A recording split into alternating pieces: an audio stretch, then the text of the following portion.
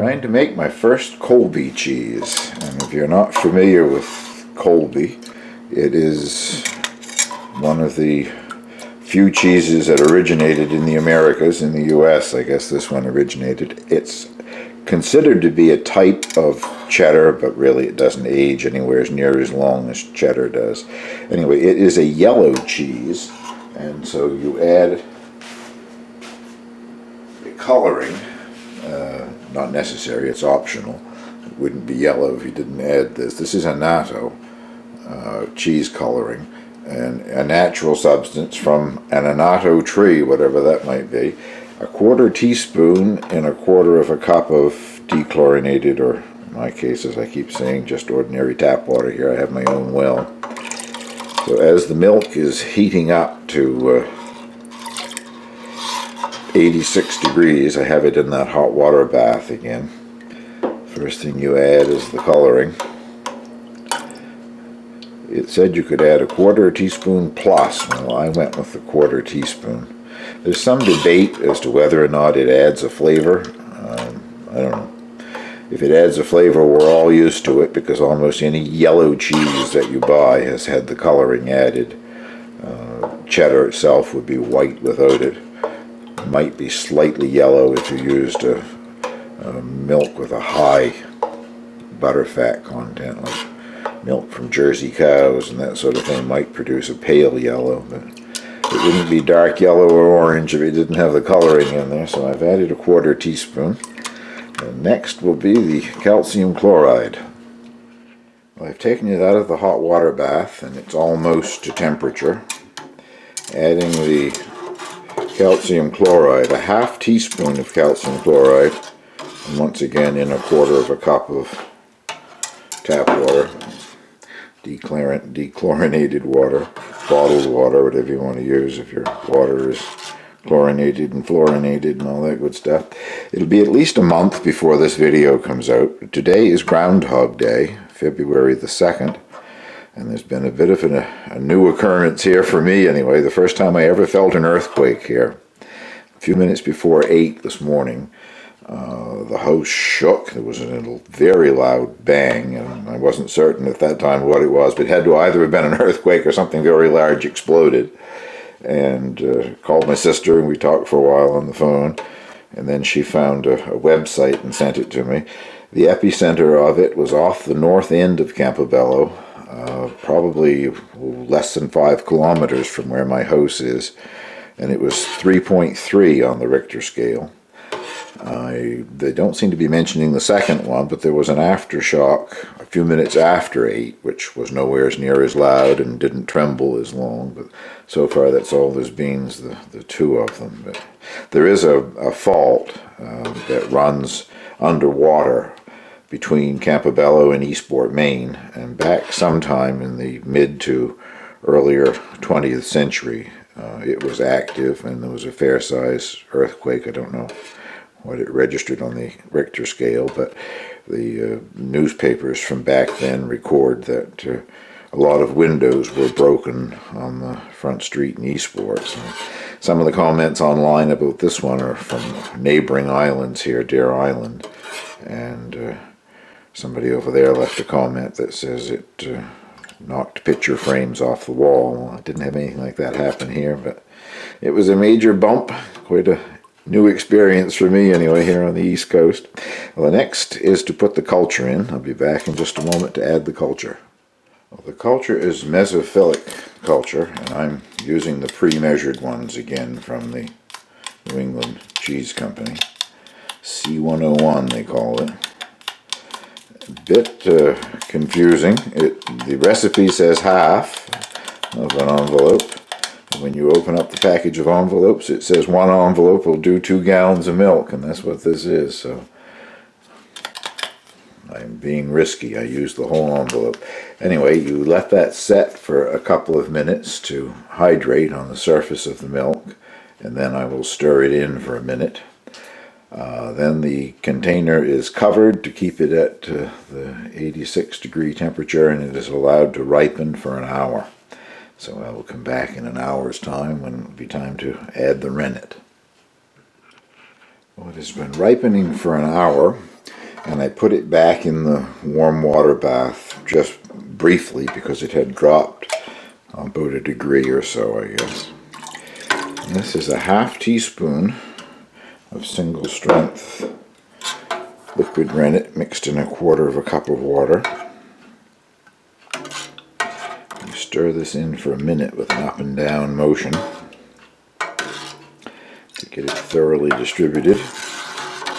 At the end of that minute, it will be covered and allowed to set for 40 minutes. So I'll come back 40 minutes from now and it's time to cut the curd.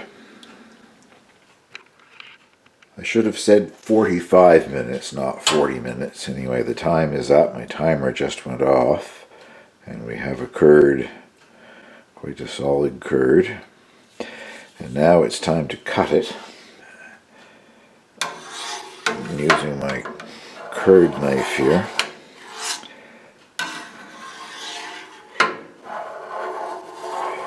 About 1/2 inch or so. I will go all the way across this way, and then I'll do a checkerboard by starting this way and coming all across here again. And I'll come back when it's time to use the ladle and make the cross cuts down below. Well, I got my checkerboard pattern, and now I'm going to use the ladle to finish cutting the curds into about 1/2 inch cubes, or roughly 1/2 inch cubes anyway. And you might be able to hear the gas burner going. I'm heating the water bath back up, because once I finish cutting, the curds get cooked. Over a 1/2 hour period of time, you continue to gently stir the curds while increasing the temperature to 102 degrees Fahrenheit, which is 39 degrees Celsius. So that is the next process after I finish this. And this isn't that critical. When you're stirring, if some bigger curds come up, you just take the ladle and cut them into smaller pieces.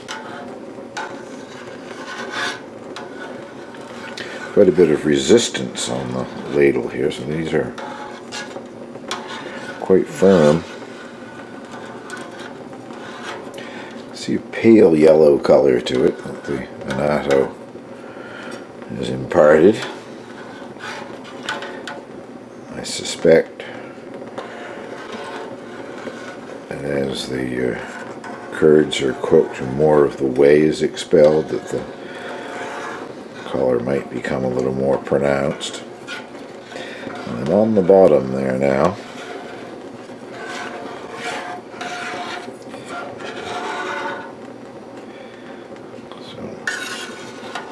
I'm just trying to get the water in the canner up a little bit.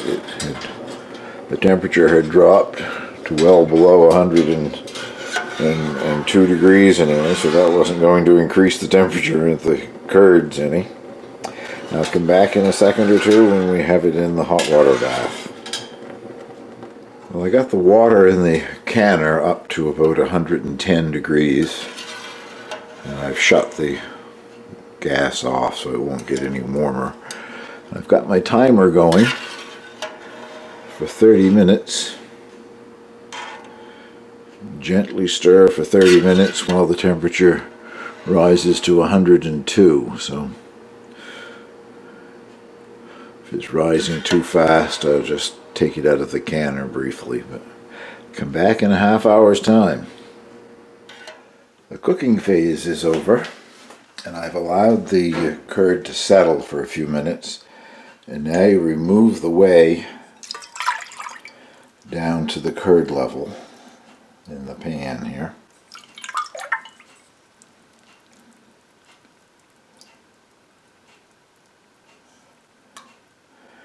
And once I have it down to the level of the curd, you start adding water that's at a temperature of 75 degrees. and continue stirring until the curd reaches 90 degrees. And once that has happened, you once again remove the water and whey mixture down to the level of the curd and add water that is at a temperature of 60 degrees until the curd has gone down to 75 degrees. And then you stir for 30 minutes, I think. Looking at my instructions here. 15 to 30 minutes, optional I guess, while the curd continues to cool. Well, I think that's as low as I'm going to go with it because I'm starting to get curd in with the whey here. I will bring you back after I have got it down to 75 degrees. I got it cooled down to 75 degrees and then I continued stirring for 15 more minutes to finish washing the curd, and I guess it's also considered part of the cooking process. I don't think I've mentioned so far in this video that everything here was sanitized that I'm using. All of the equipment was sanitized with a dairy sanitizer, and the cheesecloth, butter muslin, I boiled it in the saucepan.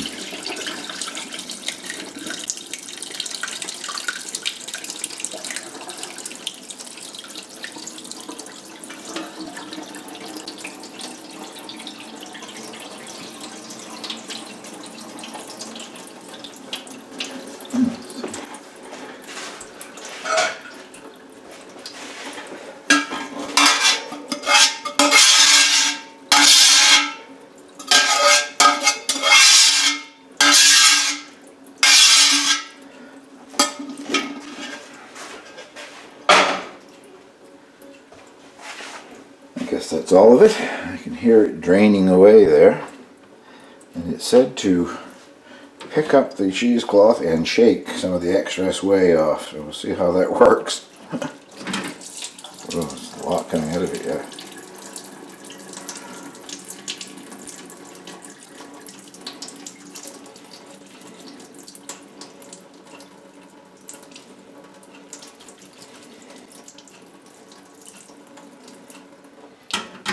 It'll just continue to drain there while I fill the mold. And this time I'm really going to fill the mold. When I made my Gouda cheese, the video will be after this video because it ages longer, I had a bit of curd left over, and I realized after it was too late that what I should have done is really pack the mold full, because the putting it in the press under weight, I could have used all of the curd. Lesson learned. It was only a few more ounces of curd, but I hated to waste it.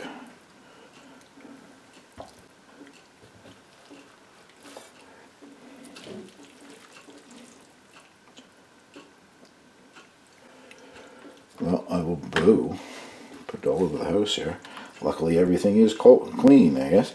I'll bring you back once I have the mold full and I'm ready to put it on the press. So it's set up for its first pressing, which is 10 pounds of pressure for 15 minutes. So at this position it doubles the weight that I've put on the arm there. So there's 5 pounds double, that's 10 pounds pressure.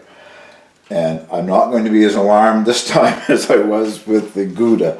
In the first pressing or two, until you get the arm adjusted further up here, it doesn't put the weight on squarely on the follower here. It sort of puts more weight on this end of it so that your cheese comes out with a slanted top. But I will be flipping the cheese over for the next pressing, and you keep flipping it each time you change the weight, so that eventually the cheese comes out perfectly flat, top and bottom. So in the end of 15 minutes I will be flipping it and increasing the weight, I think to 20 pounds, but I'll have to check here. Well, it's done its first pressing. And now it has to come out of the mold and get flipped. Rewrapped and flipped, I guess. Interesting part, if I managed to do it.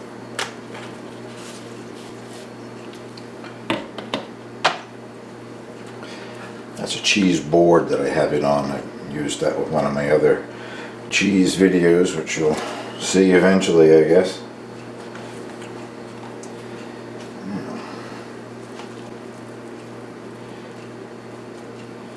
Handle this gently because it isn't all that close together, I guess. Try not to have any wrinkles under it because the wrinkles are going to show in the cheese.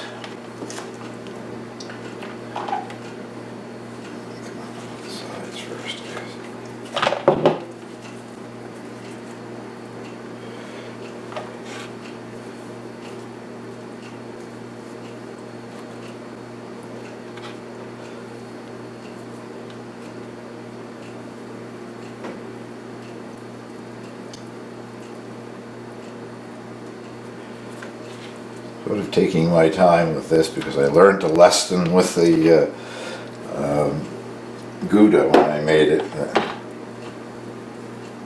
Taking your time is the best thing to do.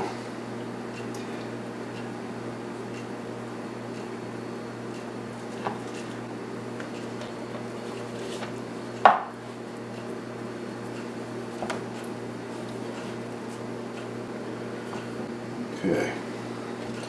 It's flipped over and it's back in the mold. You get the excess cheesecloth arranged here. Cover a piece of cheesecloth to cover the top. And get there. There we go. And the follower goes back on. And then it goes back in the cheese press, 20 pounds pressure for a half hour. I'll show you what it looks like once I get it back in the cheese press. Back in the cheese press with the 10-pound dumbbell at the 2-pound, the 2 times magnification point. So that gives it 20 pounds of pressure on the cheese, and it stays there for 30 minutes.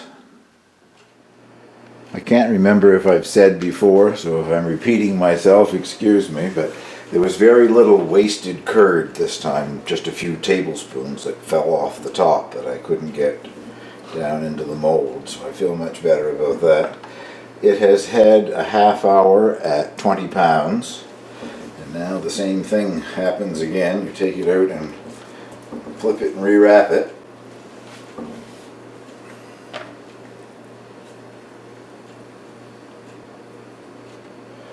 And it is coming together better. It's much more solid.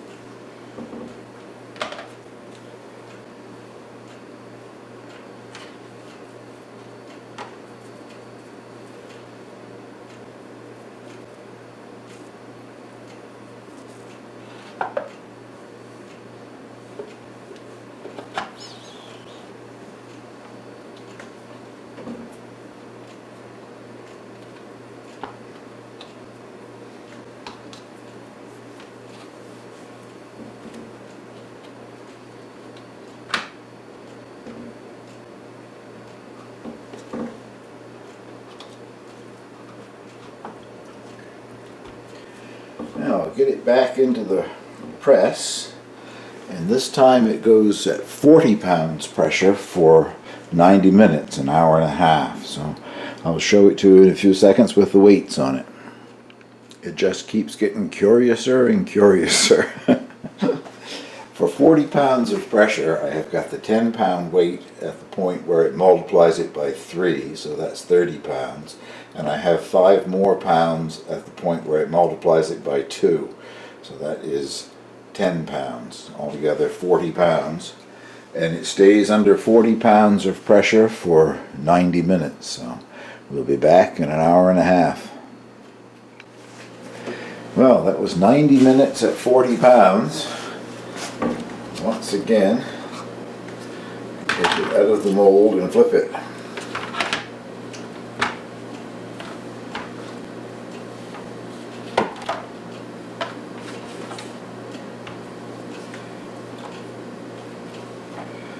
It's quite firm.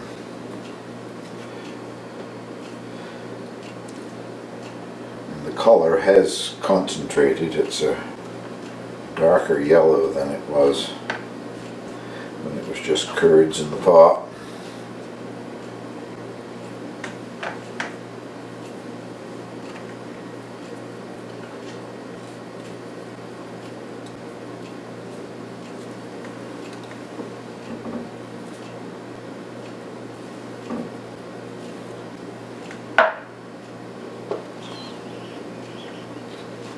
And this time it is a long pressing, 50 pounds for 8 hours.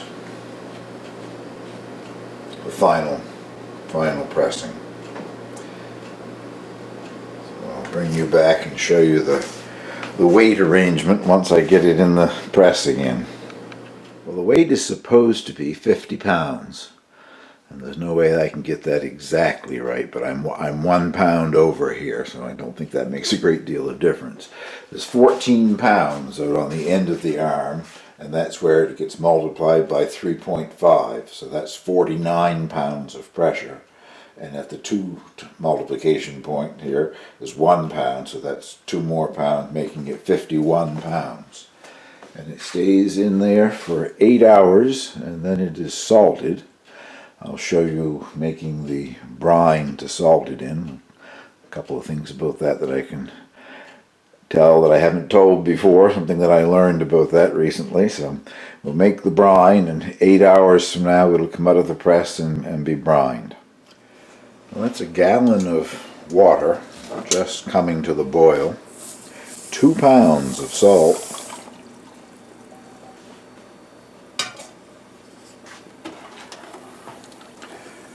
Gets dissolved completely in the water before this whole process is over. A tablespoon of calcium chloride.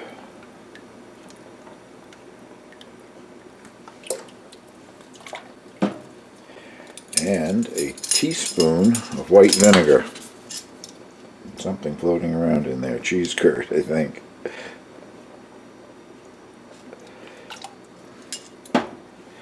That's all of the ingredients. Just bring it to where it's starting to boil, and again, and the salt all dissolves.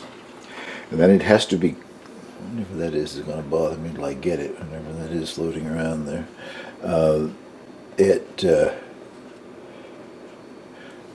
Never going to get it, I guess.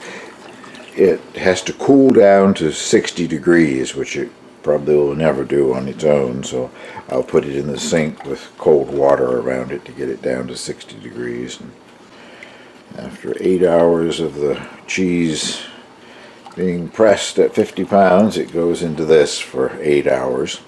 I'll bring you back at that point and describe the rest of it.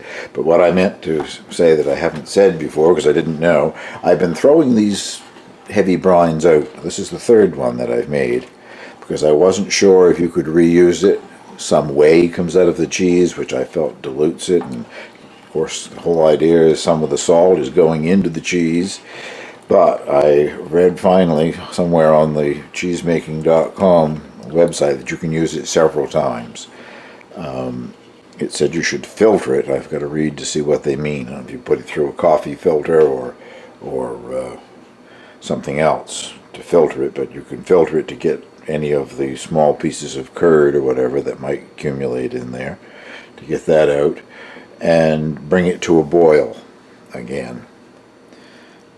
Okay, the thing that I finally got out was a piece of the cheese packaging. The salt packaging, I guess. Plastic, anyway.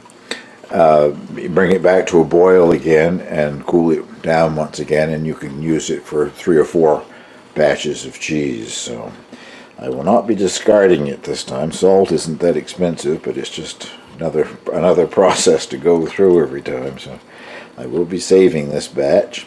Anyway, we'll come back in 8 hours here. Well, there's the finished product after 8 hours at 50 pounds. And the brine has cooled to 60 degrees with some help. And you put 2 teaspoons of salt, and I'm using what they call cheese salt, which I guess is just a fine grade of a non-iodized salt. You sprinkle 2 teaspoons on the top of the cheese. Seems like a lot.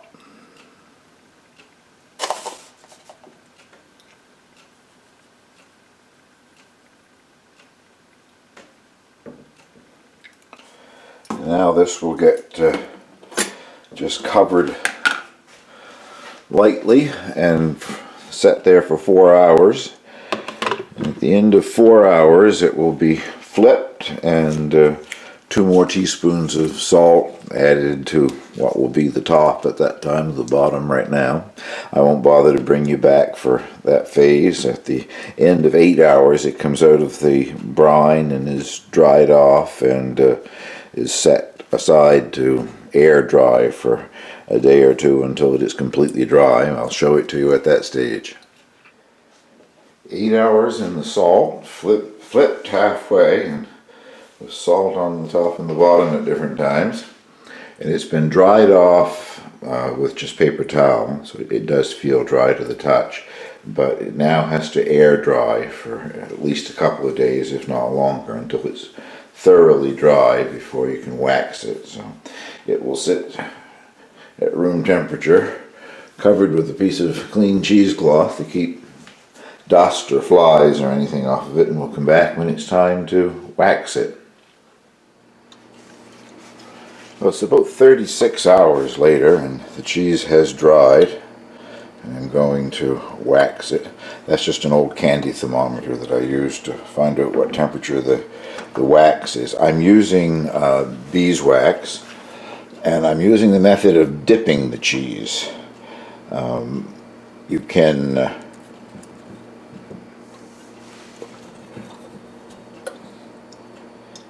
excuse me for not talking there for a minute, I thought I lost it.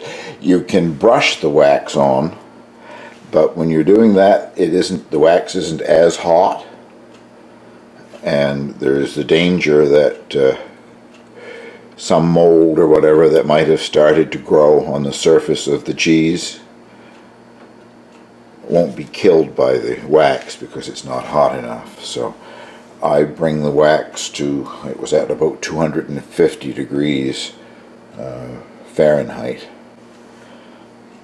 And that is supposed to kill anything that's on the surface. I'm dipping it twice, 4 times, but you have to turn it to give it a good thick coating of wax, which hardens quite quickly. I still get waxy thumbs out of it.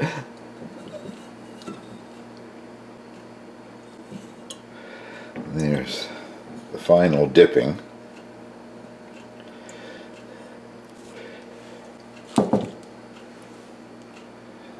Got a piece of parchment paper in case it does stick. And my cheese, as you can probably see, it still has a slanted top. I gotta do more work with how I use the weights, I guess. I'm going to use a brush, but it's to attach this label. It just says Colby, and today is February the 4th, the day that I waxed it, and it should be mature enough to eat on March the 3rd. I hope the ink doesn't run, but there is 2 coats of wax below it, so even if it does, it won't get down to the cheese, I guess.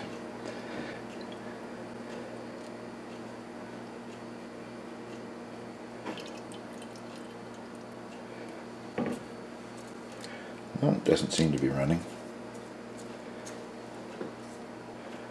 Just enough wax on there to adhere the label. Zoom that in so maybe you can even read it. And now it will go in the cheese cave, the cheese fridge, and I'll show that to you in just a moment. Oh, there they are in the fridge. The cheese off to the left on the top shelf is a Gouda cheese.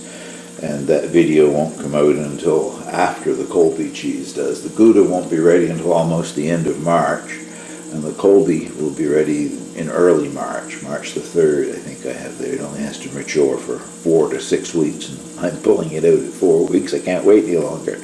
And the container that you see down below, that has 4 camembert in it, and I'm sure that video will be out before either of the hard cheeses are out. And that's a look at my cheese cave refrigerator, humming away because I got the door open and it's losing its temperature in there. It has more shelves, counting them over in the corner here, 3 more shelves, but since I'm not using them and since I'm putting them in there, so we'll close that up and that come back in about 4 weeks' time when we try the Colby. Well, a month has passed and it's time to try the Colby. What I'm going to do, I think, is remove all of the wax. It's a hard cheese, but it's a soft hard cheese, if you know what I mean. Colby is quite a young cheese, and it's sort of, I don't know, springy. It's not as solid as the Gouda that I have still in the cheese fridge. And in turning it, it had 2 layers of wax on it, but in turning it, I've made cracks in the wax in various places, and if you can see that or not, but that's a little bit of mold that's formed under the wax.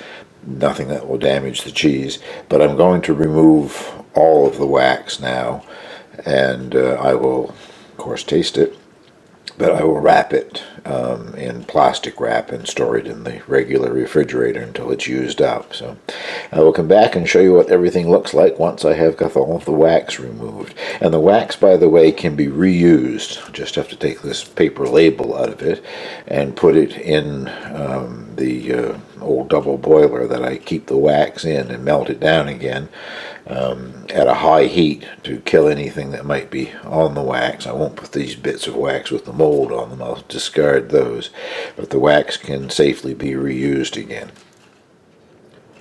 Well, once I got all of the wax removed, I don't think I'm going to be saving it. I managed to get bits of cheese attached to quite a bit of it, and I don't want to add that in with my other wax, and it's a very small amount of beeswax anyway. What difference does it make, I guess? But I just cut it. It's a very soft cheese, which is what Colby is. Now I've got to taste it for the first time.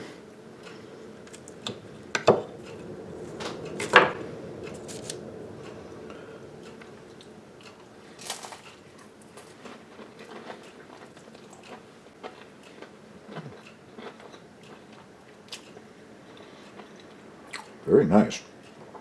I keep amazing myself with these cheeses. I've never made cheese before.